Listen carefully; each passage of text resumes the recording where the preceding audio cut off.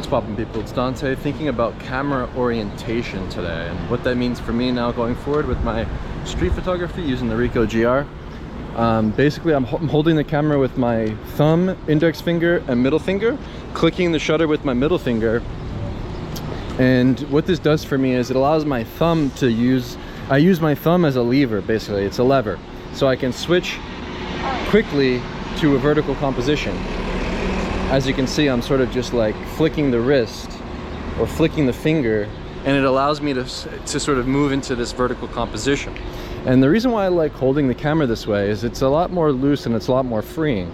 You know, sometimes I'll even claw the camera like this with my thumb on the side and use my index finger to click the shutter button on top if I want to photograph quickly for something that's on the left of me in a horizontal composition. But essentially, I think it's important to play with our compositions. It's important to switch things up. If you've always photographed using horizontal compositions, yeah, try to do a vertical. You'll start to notice certain things in front of you require you to actually shift the orientation of your camera. Sometimes horizontal doesn't work, especially with single subjects. If there's just one person in the frame, maybe you should try vertical. If there's two people, maybe a vertical is good for that as well. Maybe two or more. If there's three people, then you start to go horizontal. But it's not necessarily always going to be like that. It's just a good starting point to think about.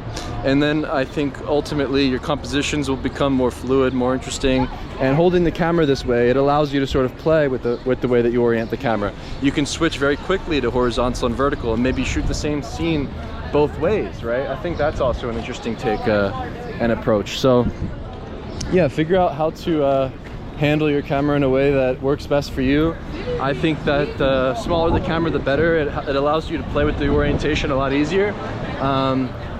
And yeah, I'm just flicking the wrist.